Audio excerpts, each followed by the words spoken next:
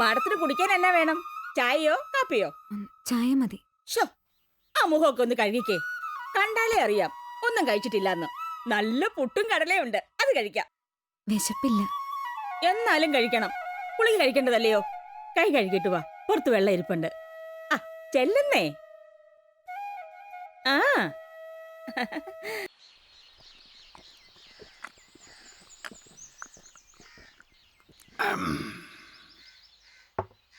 നിന്റെ ചെറുതി കാച്ചതാ. പിന്നല്ലാതെ എന്റെ അച്ചായ അവളുടെ വാറ്റ്. അവളെന്റെ മഹാലക്ഷ്മി അച്ചായ, മഹാലക്ഷ്മി. മഹാലക്ഷ്മി പോയിട്ട് ഒരു കുഞ്ഞലക്ഷ്മി പോലും എൻ്റെ ജീവിതത്തിൽ ഉണ്ടായിട്ടില്ല. അതെങ്ങനെ? കാർന്നോമാരുടെ കയ്യിലിരിപ്പം അങ്ങനെയല്ലേ? കുടുംബത്തുണ്ടായിട്ടുള്ള സന്തതി പരമ്പരകൾ മുഴുവൻ കണ്ടവന്റെ മുതൽ മുട്ടിച്ചല്ലേ ജീവിക്കുന്നത്. കള്ളനും കാവടിയും ആരെങ്കിലും പെണ്ണു കൊടുക്കൂ? അല്ല അച്ചായ, ഈ അടിപിടിയും ചില്ലറ മോഷണമല്ലാതെ വെട്ടുമുത്തൊന്നും അച്ചാൻ ഉണ്ടായിരുന്നില്ലല്ലോ. അല്ല, വണ്ടിക്കകത്തുനിന്ന് കൊട്ടേഷൻ റേറ്റ് പറഞ്ഞു കേട്ടു. ഇനി പണി തുടങ്ങിയ? സത്യത്തിൽ അവള് കേൾക്കാൻ വേണ്ടി പറഞ്ഞതാ. ഞാനൊരു ഭയങ്കര സംഭവം വിചാരിച്ചോട്ടെ. അച്ചായന്റെ ഒരു ബുദ്ധി. ആ, ബീഫ് ഒലത്തിയതാ. ഓ, എന്റെ അച്ചായ ഇവളുടെ ബീഫ്. അതെ അതെ അതെ അതെ. നമ്മുടെ പെങ്കൊച്ച് പുട്ടും കടലയും കഴിക്കുക. എന്റെ അച്ചായ ഇവളുടെ പുട്ടും കടലയും.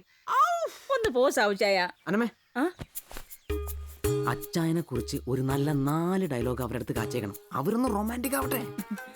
ഇപ്പോഴേ ആണെന്നാ എനിക്ക് തോന്നുന്നു.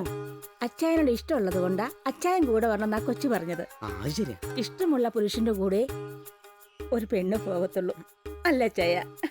ഒന്ന് പൊടി കൂടെ കള്ള. നിന്റെ ബുദ്ധി ഭയങ്കരമാണല്ലോടാ. സംഗതി സൂപ്പർ ആയിട്ടുണ്ട്. ഇതേക്കും സാംസനച്ചാൻ എന്ന് പറഞ്ഞ ആരാ? മുത്താ, മുത്ത്. ആ മുത്തിന്റെ കൂടെ മാടം കൂടെ കൂടുമ്പോ മുത്തോട് മുത്ത്. മാടത്തിനോടുള്ള ഇഷ്ടം കൊണ്ട് മാത്രമാ മാടത്തിനോട് യാത്ര ചെയ്യാൻ തീരുമാനിച്ചത്. ദേ, ഇഷ്ടമുള്ള പെണ്ണിനെ പുരുഷൻ കൂടെ കൊണ്ടു നടക്കൂ. എന്റെ കൈ പിടിച്ച് സാവിച്ചാന് കൊടുത്തതേ അച്ചായനാ.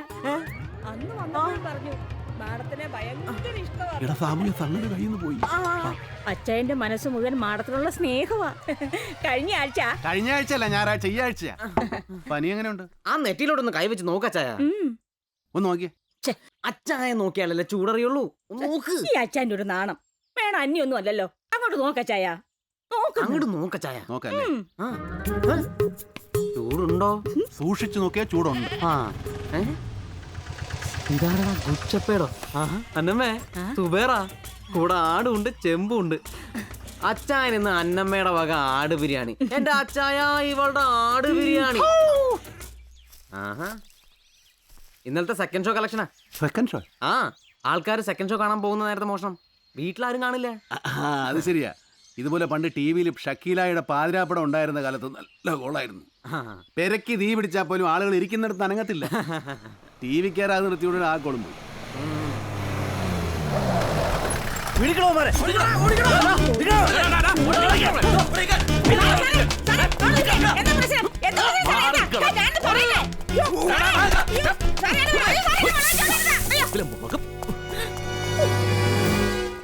എവിടെടി സാബു?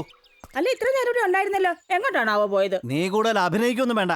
അവനൊന്ന് രാവിലെ വെട്ടിയെടുത്തതേ ഒരു സർക്കാർ ദിവസത്തിന്റെ കാലാ. അയ്യോ, അതൊന്നും ഇവിടെ കൊണ്ടുവന്നിട്ടില്ല. ആരാടാ നീ? ഏതാടാ ഇവള്? അയ്യോ, ഞങ്ങൾ ഗസ്റ്റാ സാറേ. അതിഥി ദേവോ ഭവ. ഇവന്മാരുടെ ഒക്കെ പണിയെന്നായിരിക്കും നിനക്കും അല്ലടാ? സർ, ഇവിടെ ആരുമില്ല, എല്ലാരും ഓടിക്കളഞ്ഞു. മടിയിലിട്ട് വളർത്തിക്കോ നീ അവനെ. എവിടെ ഒളിച്ചാലും ഞാൻ അവനെ പൊക്കും.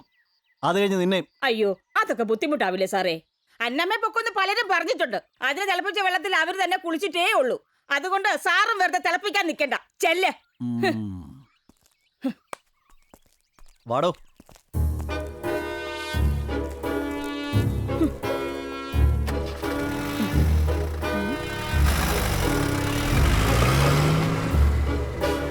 സാബുച്ചായോ? എന്തോ? സാബു എവിടെ?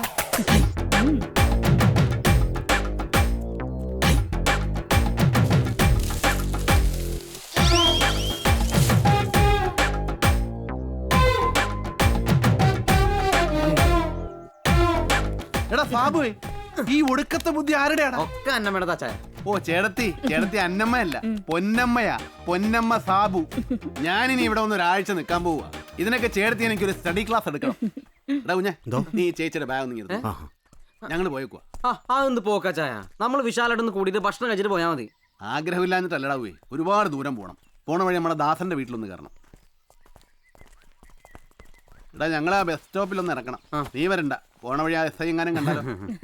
ചെല്ലടാ. ഓ രണ്ടുപേരും ഒന്ന് ചേർന്ന് നിന്ന്. ദീർഘസുമംഗലി ഭവ. എന്തെങ്കിലും വിശേഷം ഉണ്ടെ അറിയിക്കണേ.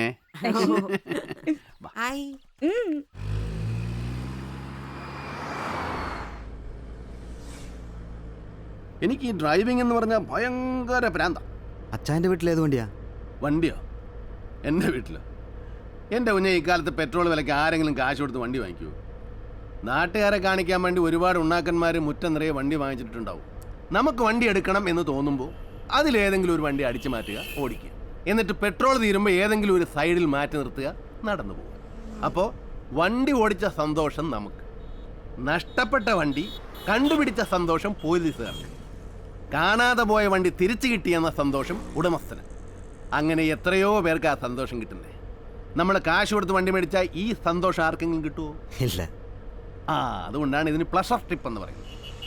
ഗുളിക കഴിച്ചായിരുന്നു?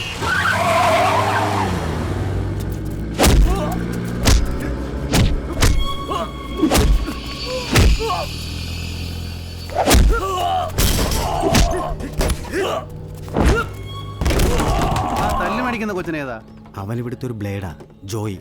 അല്ലെന്ന് ഇവിടുത്തെ ഒരു കിഡു, ജമ്പൻ സുനിൽ. നമ്മുടെ സാബുവിന്റെ ശത്രുവാ.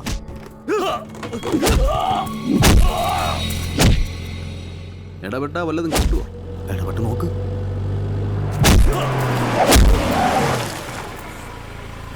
നോക്കാല്ലേ?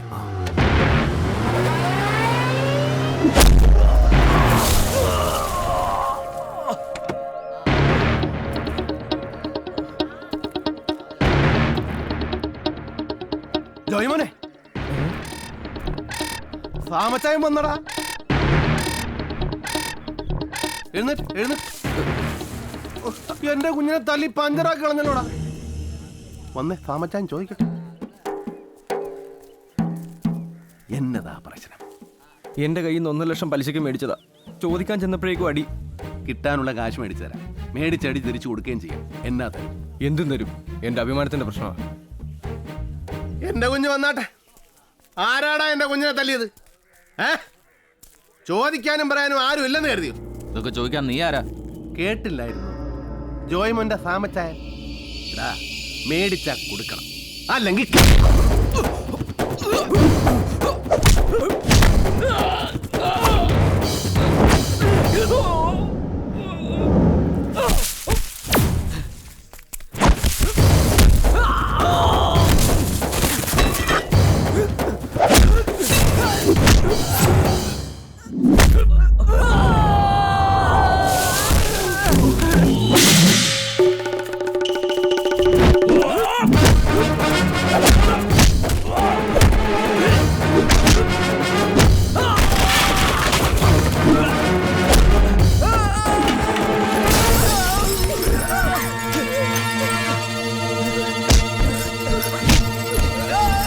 എന്നതിലും പറ്റിയായിരുന്നു.